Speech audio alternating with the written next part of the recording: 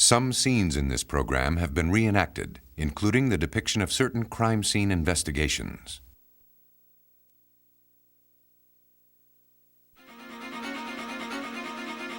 A typewritten note lies next to a dead man. A document examiner must read between the lines to lead authorities to the killer. A murderer writes, then destroys the story of his crime. Investigators will do everything to assure the tale ends with a conviction. And a to-do list scrawled on an ordinary piece of cardboard includes an extraordinary task.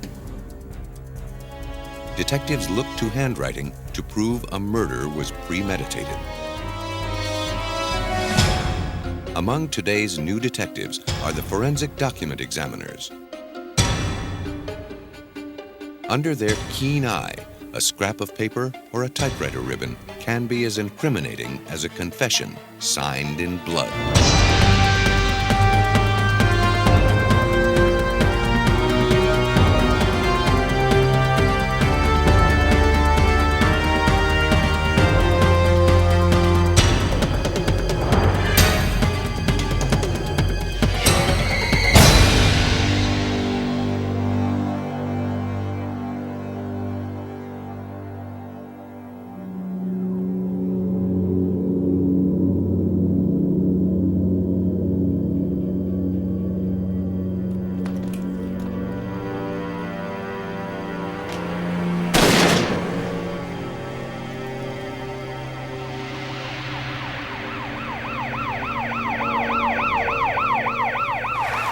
In Minneapolis, Minnesota, February 6, 1995, police officers responded to a 911 call. They arrived at the home of Ted Mills, his wife, Mamie Hernandez Mills, and stepson, Nathan Latu.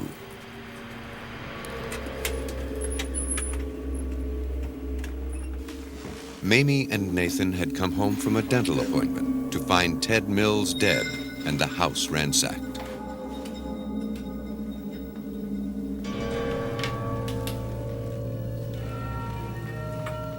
Mills lay with a shotgun wound in his head. The back door of the house showed signs of forced entry. The strewn clothing seemed to indicate a robbery had taken place. 328T dispatcher. Supervisor respond. Then, police found a note. Like somebody's been through this dresser. Typed on a torn sheet of lined yellow notepaper, it read, "This is for our bud that you sent to jail. Rest in peace." It was one clue that would speak volumes, not just in the words on the page, but in its paper and ink. Sergeant David Palmer of the Minneapolis Homicide Unit relied on the expertise of forensic document examiner Karen Runyon to help him read between the lines. Document examiners match writers with their penmanship, typists with their typewriters, counterfeiters with their forgeries. Using computers, microscopes, and digital enhancement, these new detectives delve into the minuscule world of paper fibers and carbon particles to solve crimes. As the document examiner in this case, it was up to Runyon to learn all she could from the slip of paper. The note was collected by the crime scene people and brought to me, and I first made an examination to determine how the note had been prepared, and it had been prepared with a typewriter that used a carbon film ribbon, which told me that if the ribbon could be located, the ribbon could be read and matched possibly to this entry. Just your body at this point. Some gloves and stuff, 'cause we're gonna take Runyon told officers to look for an electric typewriter with a carbon film ribbon, and if they found one like that, they should collect it as evidence. As well, they should be aware that this document had a fractured lower edge to it, where it's been torn off of the rest of the piece of paper, and they should look for any pieces of paper like this with any fractured edge or any type of tablet that this might have been torn out of.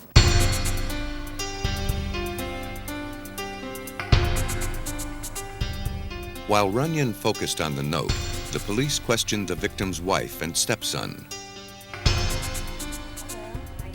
According to Mamie and Nathan, they were at a dental appointment when the murder occurred.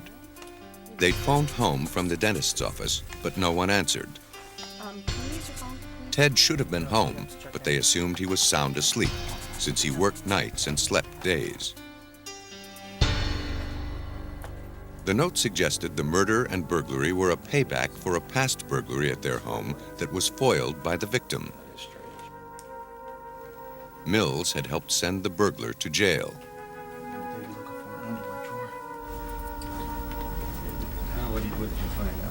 Sergeant Palmer initially believed the story, but the seeds of doubt were already sprouting.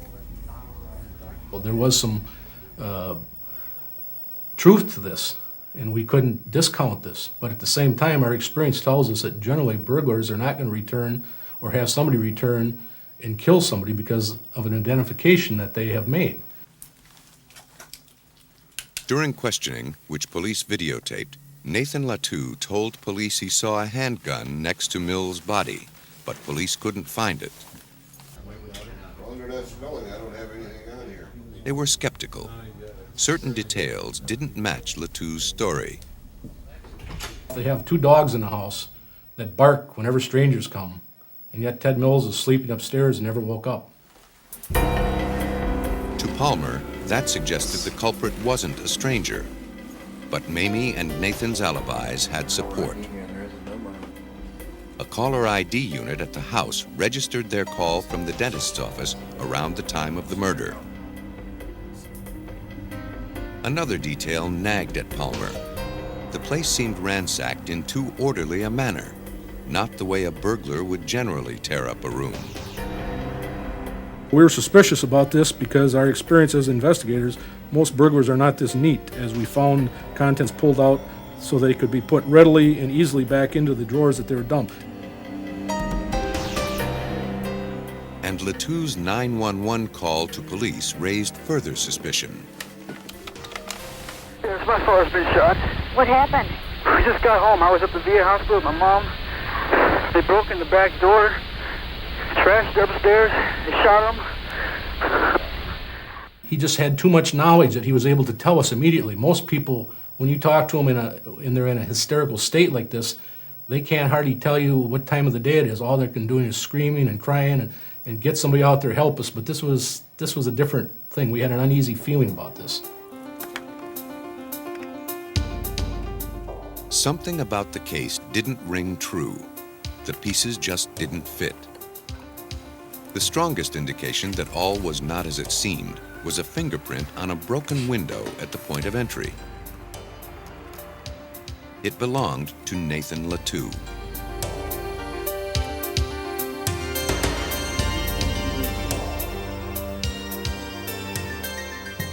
When Nathan Latoux was confronted with the fingerprint evidence, he broke down and admitted his involvement in the murder. Days before the killing, Latoux said his mother asked him to write out in longhand the phrases typed on the note found next to Mills. Now, investigators had reason to believe that Mamie Hernandez Mills typed the note herself. But how? She said she couldn't read or write English, and there was no typewriter in the house. Police needed to find the typewriter used to create the note. Now that Nathan had implicated Mamie, Runyon and investigators began to focus their search. They remembered that Hernandez Mills cleaned houses for a living. Police decided to look for a typewriter in the last few homes she worked in.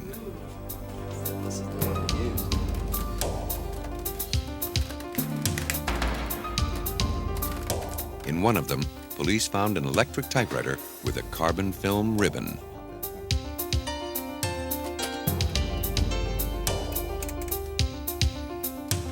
The last few words of the note were clearly visible.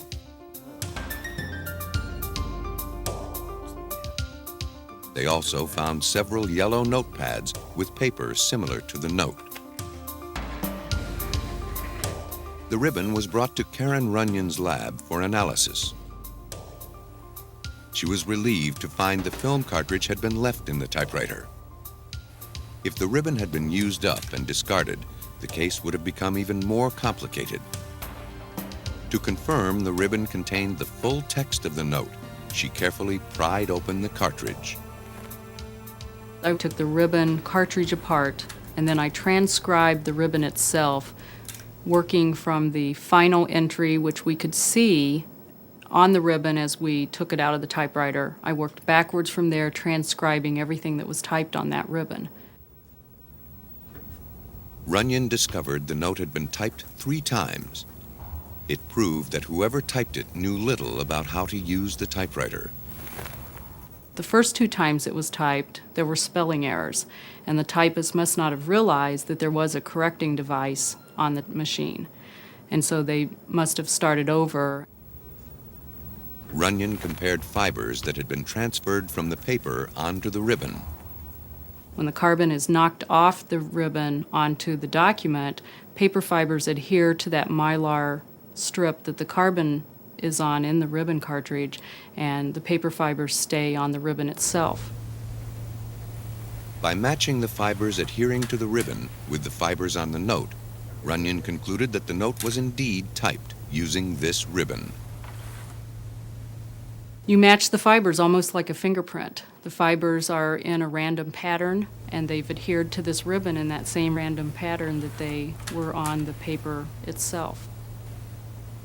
With Karen Runyon's help, the sordid story inside the plastic casing began to unravel.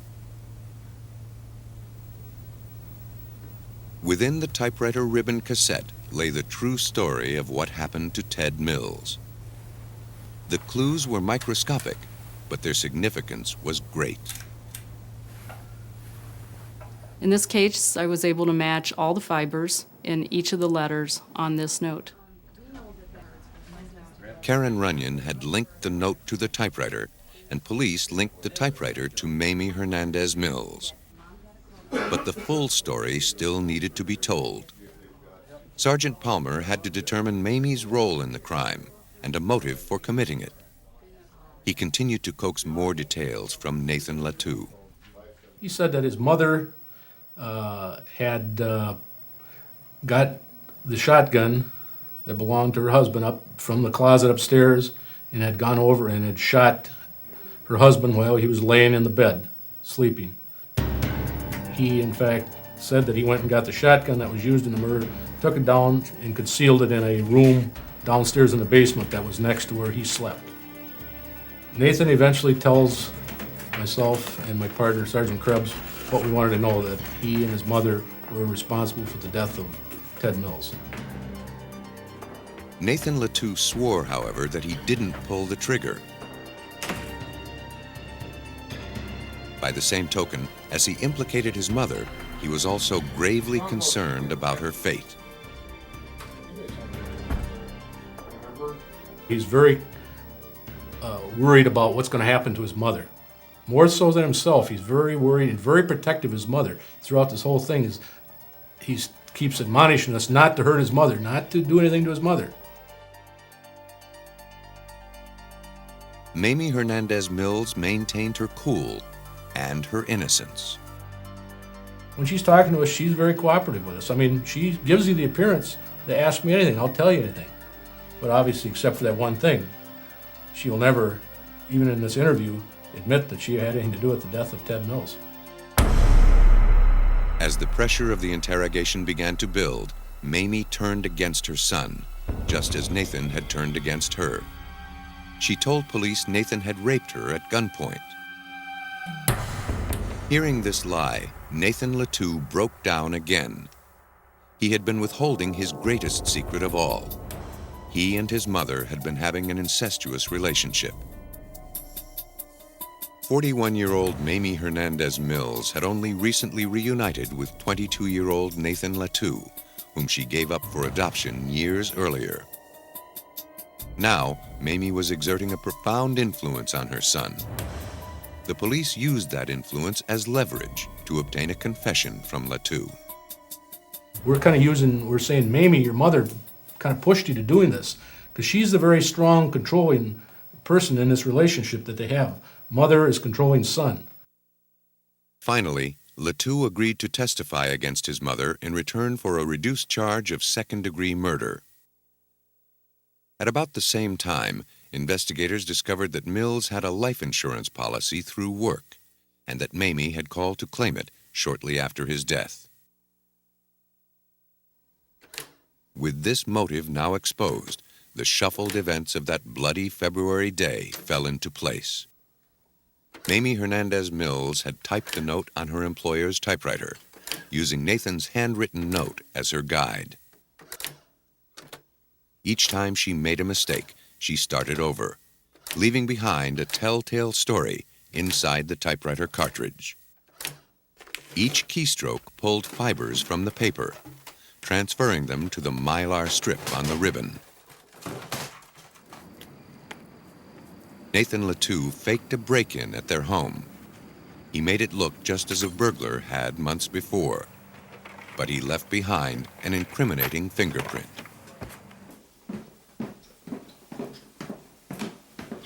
As Nathan and Mamie climbed the stairs, they were careful not to wake Ted Mills. Upon entering the bedroom, they wasted no time.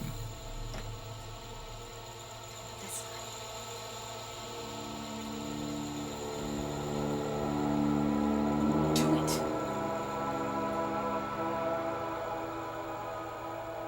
Do it.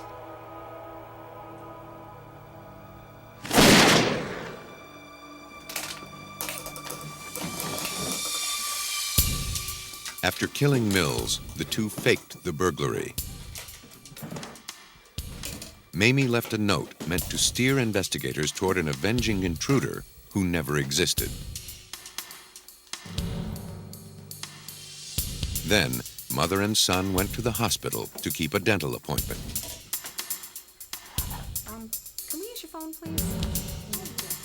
While there, they used a phone to check in at home, knowing their call would be registered by the caller ID unit. This call was the basis for their alibi. When they arrived back home, Nathan placed the 911 call to police. He later told investigators he'd hidden the murder weapon in a pipe and buried it beneath a tree. In court, he testified against his mother in exchange for a reduced sentence.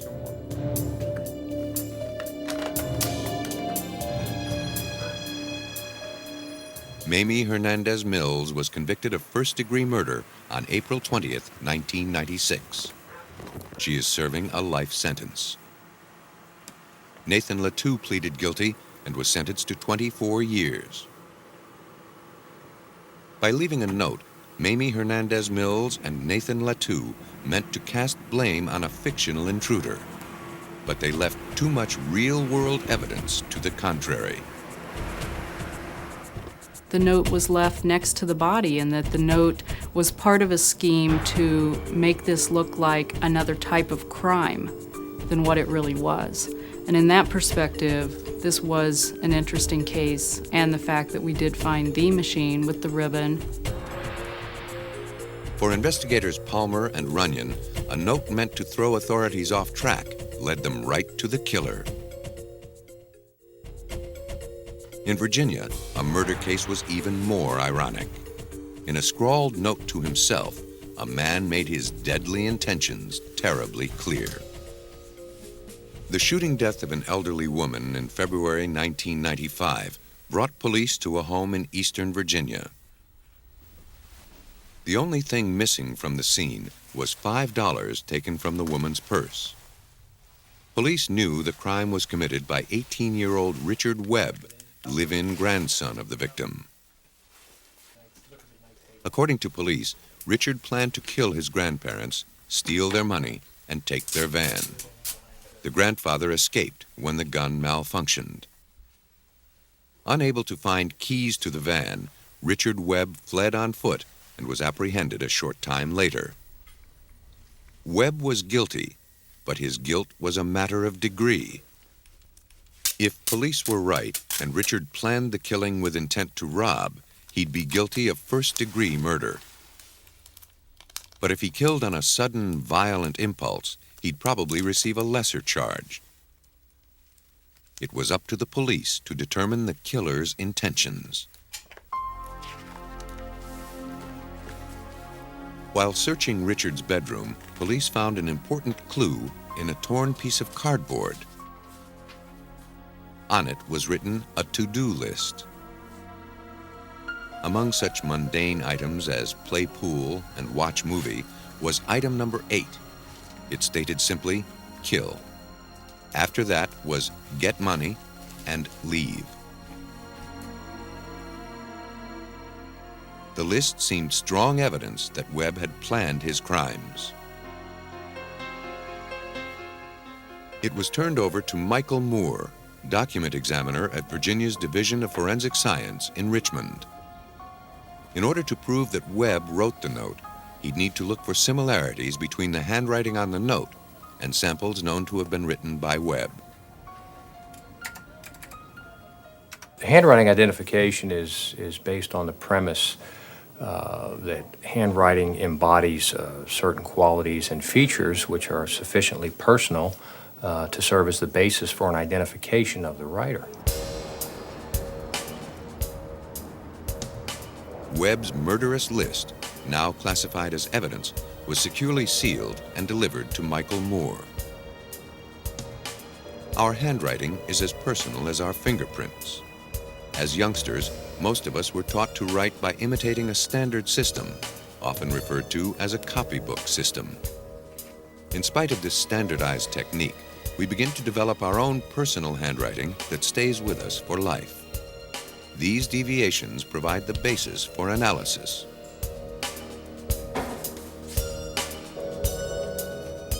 When examining a document, Moore looks at speed, skill, slant and height ratio, proportion, and the overall appearance of the writing. Similarities as well as differences are scrutinized. Consistent combinations of features are what Moore seeks to identify. Does it exhibit good line quality? Are there some unusual stopping and starting places? Does it have patching or retouching? Are there blunt beginning and ending strokes? He set to work, applying a 3-step process to the handwriting examination. He knew from the start this was to be a challenging assignment. In the first phase, he was concerned strictly with the writing surface. Moore noted that something had been torn from the face of the smooth cardboard, exposing rough inner layers. Any handwriting on these layers might be distorted by the rough surface. Portions of this particular piece of cardboard being so rough were difficult to write on, and there was some overwriting. Meaning that the person that did the writing had to actually write over several times in order to get a visible image. Glue adhering to the cardboard interfered with the movement of the pen. Moore had to factor that into his analysis. Some of the unusual or blunt, awkward movements, for example, where the ink or the pen came into contact with the foreign matter, with the adhesive. Is this the habit of the writer to square off this particular portion of this letter, or is this as a result of coming in contact with this amount of glue? The first phase of the examination showed that the rough edges, as well as the glue, may have affected the shape of the letters. In item number 2, the bottom of the W in work is squared off where the pen hit the glue.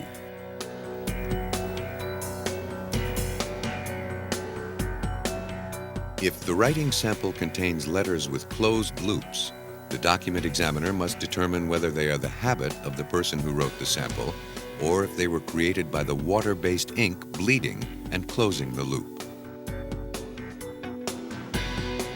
These variations in the writing surface can cause the letters to deviate from the author's normal handwriting, making it difficult to analyze.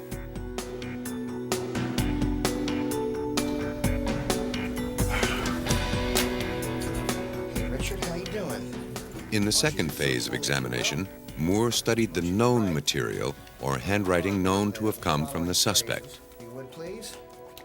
Again, he faced a challenge. Call Kara. In custody, Webb was asked to fill out forms, take dictation on a piece of cardboard, and produce other writing to compare with the original list. Watch movie. Go to town. Moore made the comparison, but he found the samples inadequate.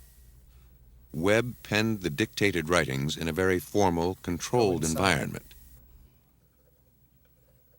Kill. The original list was undoubtedly written under very different conditions. The two sets of writing only vaguely resembled each other. Moore was able to say he had some reason to believe that Webb had written the list, but he couldn't be absolutely certain. To make a more conclusive judgment, he needed to see more of Webb's writings. No two writings from any one person, even if they were done by the same person, will ever be exactly alike, meaning that they'll superimpose. It can't happen. People are not machines. He asked the detective for additional writings from Webb. Because factors such as body position and writing surfaces affect handwriting, he requested the samples come from a variety of circumstances. I wanted to talk to you. The type of medium that was written on, one would expect that it was probably not done at a table or at a desk. It could have been standing up, unsupported, it could have been holding a piece of cardboard in his hand. Just no way to know. The sheriff's deputies gathered an assortment of Webb's writing, including personal letters, cards, and some of his poetry. Webb had written these samples over a period of time, so they showed a wider range of his handwriting styles. Now came Moore's biggest challenge, the final phase of the handwriting examination, where he'd make the critical side-by-side comparison of the list and Webb's previously written material. For presentation in court, he used a black and white enlargement of the list.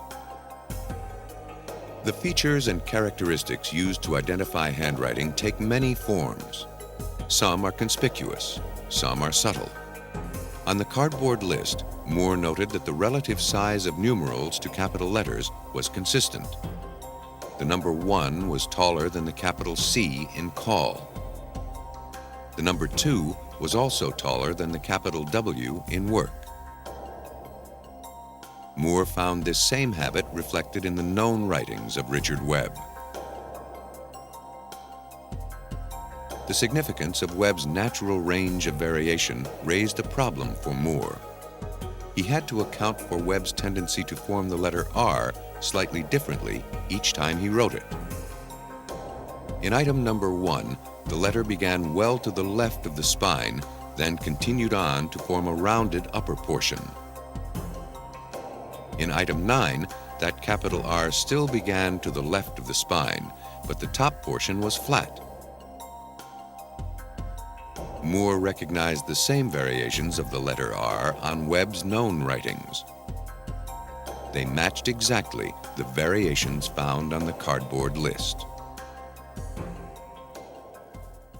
The combination of these features led Moore to a single conclusion. He could state with virtual certainty that Richard Webb was the person who wrote the list on the cardboard and had therefore premeditated his crimes.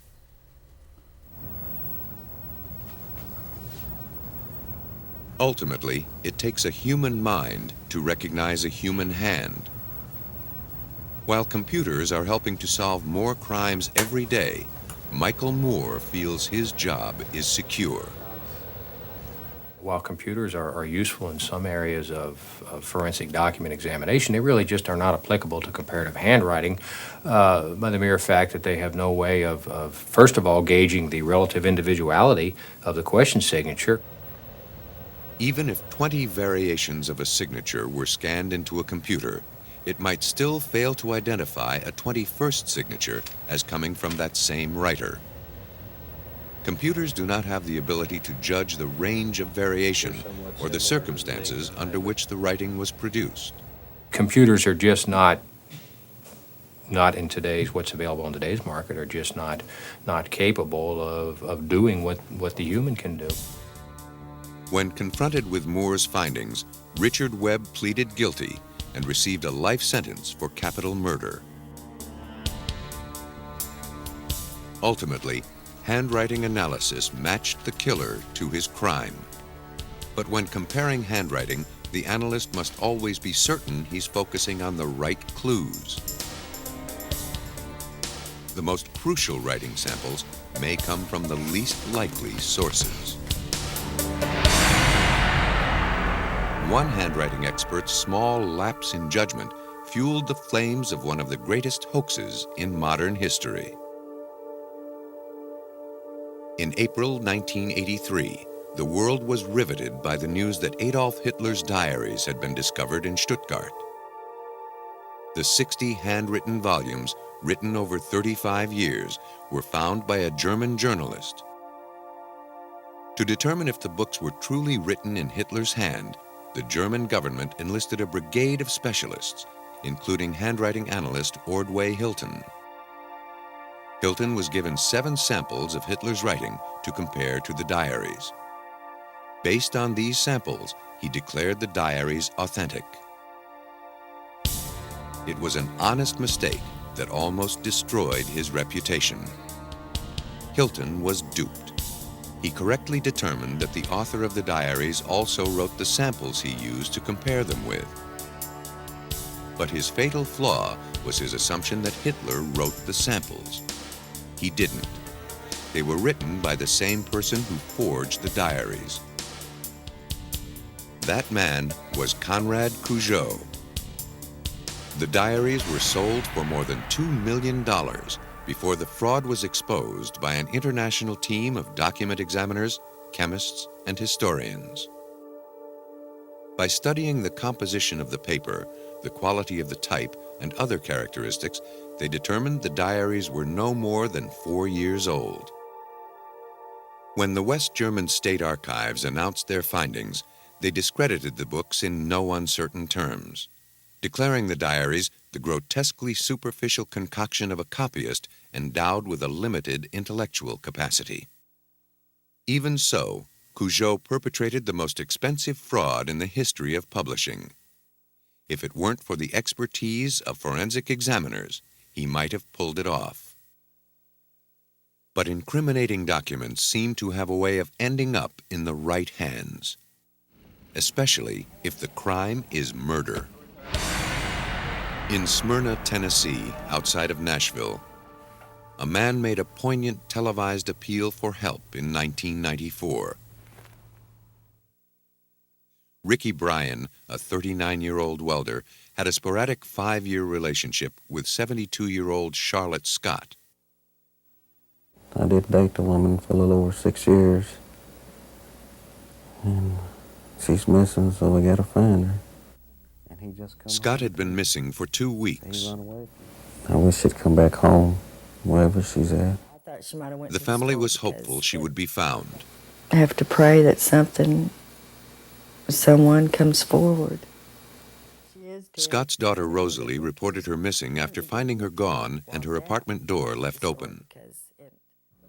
We just would like to know where she is. Police department, anybody home? Police searched Scott's home on October 19th. She was last seen filling a prescription and going to a money machine. Her car was parked outside her apartment. Back door's still open. You want to check upstairs? There were no indications of forced entry. All the signs of a daily routine were still intact, as if she would be returning shortly. With no clues to be found in the house, police turned to Ricky Bryan. They hoped he could provide some information. Nobody is home. At first, it didn't seem Bryan could help them. He said he was out of town when Scott disappeared and claimed they hadn't spoken in 3 months. But Brian helped police more than he imagined. Detectives E.J. Bernard of the Metro Nashville Police and Clayton Thomas of the Smyrna Police found a hole in Brian's story, a hole they hoped to climb through to get to the truth. They discovered Brian had used Scott's ATM card the day she was reported missing. Detective Bernard. He told us he wasn't in Nashville, but we had proof of this through the camera, statements from his relatives, as well as the transactions from the bank, which was very close to her residence. With that proof, Brian's alibi crumbled. But just because he took Scott's money didn't mean he was involved in her disappearance. Even so, the lie made him the only suspect in this crime of few clues.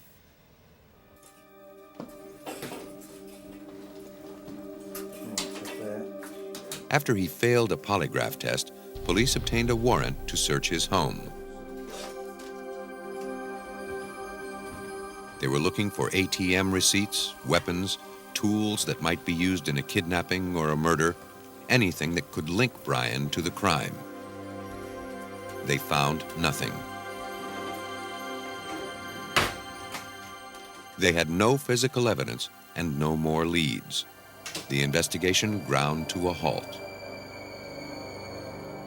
A few frustrating days passed before detectives received a break.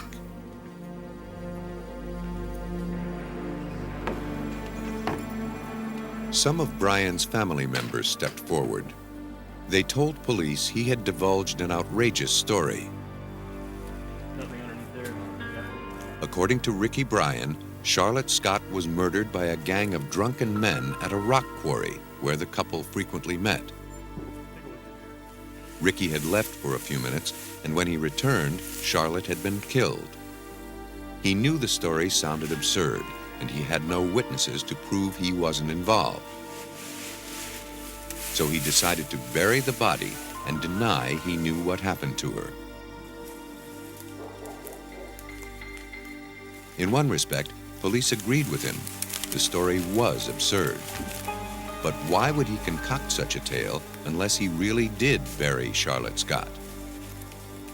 If the strange tale was his way of deflecting guilt from himself, it had the opposite effect. Police now had reason to suspect Charlotte Scott was murdered and that Ricky Bryan killed her. But they still had not a shred of evidence. When police confronted him about the story, he denied he ever told it. Even so, the story was the only lead they had. They began searching for the buried body. Despite their long hours and the use of cadaver dogs, they turned up nothing. Then, Michael Thompson, Ricky Bryan's nephew, approached Detective Thomas and offered his help. The 19-year-old would soon lead investigators to a spot in the woods and Ricky Bryan to a point of no return.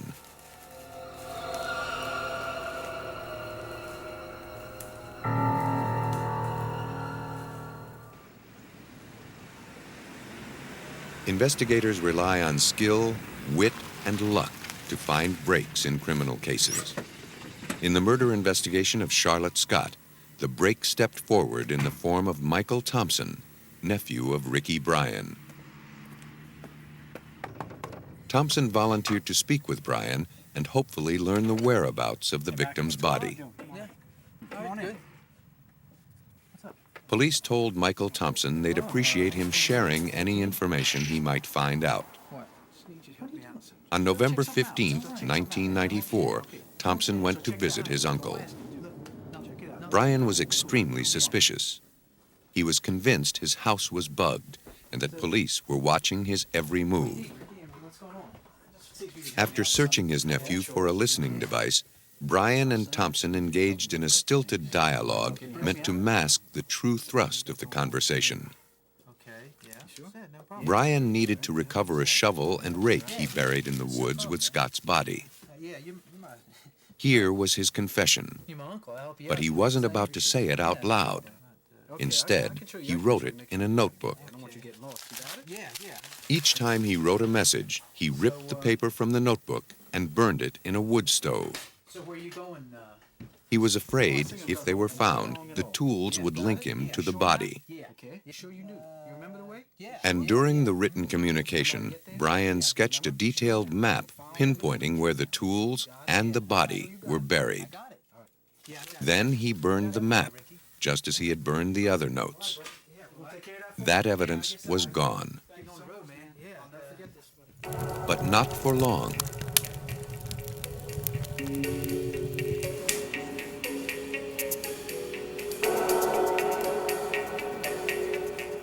After leaving Brian's home, Michael Thompson immediately called police.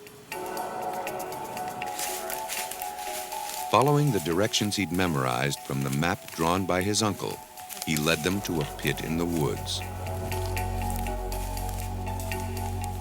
There, they found a body. 327 T, Sarge. Definitely her. 327 T, Sarge. There was an odor of decomposed flesh. We then started going through the items. There was a lot of debris. We pulled debris out, and at one point, Detective Thomas found the foot belonged to the victim. 393. The remains were crushed and mutilated almost beyond recognition. With the help of an identification unit, Detectives Thomas and Bernard recovered and identified the body of Charlotte Scott. Nearly a month had passed since she had last been seen. The case had stalled for several weeks as investigators tried in vain to trip up Ricky Bryan. But now they could go forward. Charlotte Scott had been found. And Ricky Bryan's weird story about burying her body had led to her discovery. Police had what they needed to arrest Ricky Bryan, but not enough to convict him. They needed hard evidence that proved Bryan knew where the body was buried. The testimony of his nephew may not have been enough to convince a jury. They needed the notebook in which he drew the map. The map itself was unrecoverable, but if the notebook could be found, perhaps the remaining pages would bear its faint impression, proving Bryan had total knowledge of the slaying. Once again, Bryan's family helped police by bringing Detective Thomas the clue he sought. In December, the brother of Ricky Bryan was cleaning up the house that Ricky Bryan resided in and came across a notebook. The notebook was then immediately brought to me. Upon looking at the notebook, I could see impressions of where something had been written on. The vague impressions defied all efforts to read them. But Thomas was convinced they could be turned into hard evidence if only they could be made legible. For that, he depended on the forensic laboratory of the U.S. Postal Service in Memphis, Tennessee. Examining more than 17,000 documents each year, it's one of the busiest document evaluation centers in the United States. The lab is equipped to analyze anything having to do with ink and paper. They can regain writing that's been erased and even illuminate signatures that have been scribbled out. An infrared light source called a crime scope makes some inks invisible and others fluoresce, disclosing hidden writing. The lab usually examines documents relating to white-collar crimes, credit card thefts, forgeries, and fraud. It occasionally assists with outside criminal investigations, especially in cases of murder. Forensic document analyst Grant Sperry has been with the lab for 18 years. Postal Service normally does not get involved in local police cases. Our primary responsibility is to assist or support postal inspectors in the investigation of their offenses by providing them with forensic expertise in the area of fingerprints or document examination. However, in certain cases, such as this one where a heinous crime has been committed, we will offer our assistance. Grant, what I have here is a notebook. In November of 1994, Detective Thomas brought forensic document analyst Grant Sperry the notebook from Ricky Bryan's house. The original map was... If these seemingly blank pages could be coaxed into revealing their secrets, Thomas would have the evidence he needed to convict a killer. We can conduct. He would depend on Sperry and the Postal Laboratory to decipher the faint impressions of writing left on the page. These telltale furrows are called indented writing. They're embossed on a blank page when the page above is written on. Would the ghostly impressions in the notebook tell the story of Charlotte Scott's murder? Would they be enough to convict Ricky Bryan?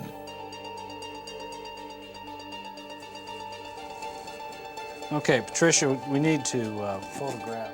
Using a fiber optic light source to illuminate the surface of the paper, Sperry determined that Bryan's notebook did indeed contain faint impressions of the map and other indented writings. After photographing it, he utilized the electrostatic detection apparatus, or ESDA. The ESDA would make the ghost-like indentations visible. The beauty of the ESDA is that it's non-destructive for the most part. In other words, your document is protected by the film, the imaging film. You can retain a permanent record of any of your indentations that are developed. Sperry placed the page from the notebook on a brass plate and pulled plastic film over it. Then a vacuum drew the film into the paper fibers and into the impressions. The film was then electrically charged while toner cascaded over it. The toner was attracted by the charge and filled the indentations in the film. Once the toner settled into place, Sperry secured it with a sheet of adhesive-backed plastic. Next step is to take the clear plastic adhesive, which now has an image on it developed with our ESDA, and cut this image down to size, removing the excess plastic. Before lifting the plastic film, Sperry smoothed it to remove air bubbles. It's not uncommon. A single document might go through the ESDA process 5 to 10 times to bring out every nuance. See, here we have entries that appear to be school inside of a... If necessary, the lift can be scanned into a computer to enhance and separate the image. In this case, the lift of the map was so bold that Sperry could read the indented writings with a magnifying glass. Thomas and Sperry were pleased with the quality of the lift and with the number of writing samples that emerged. ESDA disclosed every detail of the carefully drawn map, leaving no doubt as to where it led. An arrow drawn to this little circled area. Does that mean anything? Yes. This is going to be Industrial Boulevard. The roadway will be the pit. The pit? That the body was located in. It was, okay. Additionally, you have the words shovel and rake alongside that. On his map, Bryan used specific detail to describe where he buried his victim. This was the evidence detectives were looking for. Once he had a clear image of the map, Sperry compared the writing to known samples of Ricky Bryan's writing. Well, in this particular case, not only was it important to have the details of the map, as they ultimately were revealed through this examination, but because we had writing available to examine, obviously since the details of this map are precisely and pinpoint precisely where the body was located, the author of the map, one would think, would have absolute knowledge of where that body was. So it became important to determine exactly who did, in fact, write it. The writing samples on the map matched known samples of Ricky Bryan's handwriting. Sperry had proved that Ricky Bryan was the author of the map. Once all the evidence was revealed, Detective Bernard pieced together a likely scenario of Brian's crime. He went to her house late one night, took her from the house, brought her to this isolated area here, killed her, mutilated her, and then buried her in a grave. What led Ricky Bryan to brutally murder the woman he claimed to love? Some said it was for her money. Clayton Thomas feels differently.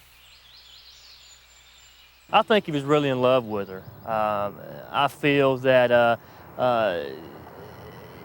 that during this time she was breaking off the relationship, and I felt that if he couldn't have her, no one else could have her as well. Ricky Bryan never admitted killing Charlotte Scott. To the end, he clung to his story about the mysterious gang of men. He was charged with first-degree murder and sentenced to 25 years before he'd be eligible for parole.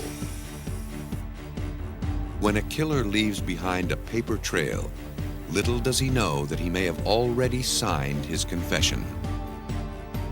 Every document tells two stories. One is intended by the writer, and anyone can read it. But the other is a secret tale that sometimes hides a terrible truth. Document examiners are the tellers of these tales, who seek the indelible truth behind the paper and ink.